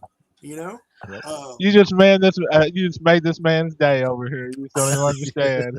Like, he's We have so- had a look at Sean him. Look at Brett him over there. rivalry for years. I'm going to say something that some people will agree on and some people. I think Bret Hart, as far as a champion and everything, great technical wrestler, was overrated. You know what? That's from a Shawn Michaels fan. I think he's an amazing wrestler, and he filled that spot. And I've got all the respect in the world for him. But as a world champion, I felt like he was overrated. I'm going to say one thing, and I MJF don't think he said had the it charisma. best. Yes, that's it. He had the seriousness of an old school champion, Yes. like a Bob Backlund type Yeah. champion. You know what I'm saying? He really, and for whether it's bad, good, indifferent, whatever, I think now it doesn't play off as good, but back then he took being the champion serious. Yeah. And not that you shouldn't, but he actually believed he won this championship. Yeah. He actually believed, I'm walking around here the world champion. I am the best there is, best there was, you know, blah, blah, blah. You know, I always felt his promos and stuff were very dry. I agree. Like, he'd always have the best promos, but I always looked at it as like Brett was a wrestler and Sean was an entertainer. Yes. I think that's why a lot of people I can like say I've never Shawn seen a little bad more Bret Hart. because he was that entertainer. He was that, you know, he wasn't the best technical, but he was very athletic. He put on a good show. You know, I give him his dues on that. But he could put on a sharpshooter to save his fucking life and shit. You know what I'm saying? Sean's biggest asset was he could sell his ass off and get sympathy. Yes. He could take a beating. Yep. Like I will say, I've never seen a bad Bret Hart match, but I feel like if you've seen one Bret Hart match, you've seen kind of all of them. You know, aside from like maybe his rivalry with Steve Austin, his stuff with Mr. Perfect was great, but he had a formula. It's like Ric Flair has a formula for the most part. Yep. But if you've seen one of his matches, I feel like a lot of times you've seen most of them. But in ring, I've never seen him have a bad match with anybody. You know, and that's a testament to good marker. As a world champion, I think he filled the spot he needed to, you know, for that transition. But to me, he never appealed as a world champion. You know, tag team, loved him. Intercontinental, amazing. Yep. World champion, just didn't see it. Yep. There's a lot of people that say that too. So. I was the same way. They're Well, it's allowed just to be like wrong. It's all right. I don't it's know just that like against them. MJF said, and you know, this coming from MJF, who is probably, in my opinion, one of the top 5 best in the world today. And that guy asked him, he said, because Bret Hart was better than Shawn, and his exact response was, "In what world, though?" Yeah. In this world, He said, "In what this world?" world, Who buddy. made more money? Sean was a better talker. He was better athlete. He was a better wrestler. He was better. Whoa. That's what He was MJF not a said. better That's what wrestler. MJF No, said. he was That's what not. He was a MJF better said. entertainer. Gave probably better promos. I'm He just probably quoting did a lot more MJF, for sir. Vince behind the scenes than Brett did. But So like I said, wrestling was not it. here's my one line on that. I think, and some people agree with me on this, some people won't. Like, this is my perspective. I think Brett was a better wrestler. Sean was a better worker, and there's a difference. Yeah, I totally agree. Like I said, entertainer and wrestler. People like that understand it will understand it, and people who agree with it will. They People were won't, both it's fine. great for what they did. I mean, honestly and truthfully, just giving them their druthers, they were great for what they did, and there's a reason why they're considered, top 20 all-time greatest wrestlers ever. And like you said, Brett was like that Bob Backlund. He was a great technician. Yep. Yeah. I think he was a better heel than he was a baby. I do too. Way better. When they did the whole baby run with him and this and that, I was like, it was flat to me. When they flipped him and he was, if he would have been a heel champion, but well, especially coming off the excitement, Bret Hart, I didn't like it. Well, the dullness of Bret Hart coming, and I don't mean that in a bad way, but Bret Hart. No, I really don't, because Bret wasn't like Hulk Hogan. You know what I'm saying? That's what I'm saying. Right, coming off that Hulk Hogan, Hulkamania, high energy, blah blah blah, going into I'm the best there is, the best there, and it was just that flat level, this like it was toned down a lot when you had like people like the Warrior, Macho, Hogan. He was drowned out. Yeah, his shit sounded almost monotone. Best there is, best there was. He wasn't yelling, he wasn't screaming and shit. So, and I also think that's why Brett and Sean, my opinion, have top 3, I'd say top 2 greatest rivalry of all time because they were exact opposites of each other. Yeah. It was the yin and the yang. Feuds. Yep. Yeah. That's usually what makes the best feuds. It does. Well, sir, I don't want to keep you any later. Like I said, we've kept you later than we thought we were going to, but we've had a great time. We've really enjoyed this. I know I have. Likewise, yeah. And like I said, you have an open invitation to come back anytime you want to. Come on back. Maybe next time we'll get Chris to come on with you, and y'all can, have a virtual match. Your first ever virtual match over, promo and stuff. Can't kick me the junk online. So there you But yes, sir, we appreciate you being here. I don't know how to thank you enough, for real. I really do. We enjoyed Summer Bash. When you guys sent me the message, I was like, yeah, definitely. Let's do it. So. And like I said, anytime you want to come back, and we will definitely be reaching back out. We're going to try to start a series about the greatest world heavyweight champion of all time. And we're going to narrow it. We do it in tournament fashion, and it's just pick and, majority wins. But we usually get a panel together, and we're going to do it by company and narrow it down that way, and then take the greatest champion of the companies and put them into a tournament and go greatest champion of all time, blah, blah, blah, all that stuff. So yeah, if you'd like to be a part of that, man, we'll reach out and have you on a couple of the shows and everything. Cause that's our thing. We don't want to just, we want to do wrestling. We don't want to do wrestlers. We want referees. We want ring announcers. We want, ring crew. Yes. And when we have shows like that, we would love all those different opinions, just to be able to get you never know, Bob Backlund could end up the greatest heavyweight champion of all time in our tournament, but that's what makes it fun. But yeah, you're more than welcome to come back and do that stuff if you ever want to. We're getting ready to get that plan together starting next month, but man, I don't know how to thank you enough for being here, for real. I really don't. Yeah, thanks you guys for having me. You guys, I'm going to pop off of here and go see what the baby's getting into, and then try and finish up an order and chill and go from there. Get ready for the rest of the weekend. I'm off the weekend until Monday, and I got to do this movie. So try to get some sewing done and clean up this mess I got back here. I understand. You got anything you want to plug before we get out of here? Keep up with Appalachian Mountain Wrestling. Keep up with Elite Wrestling.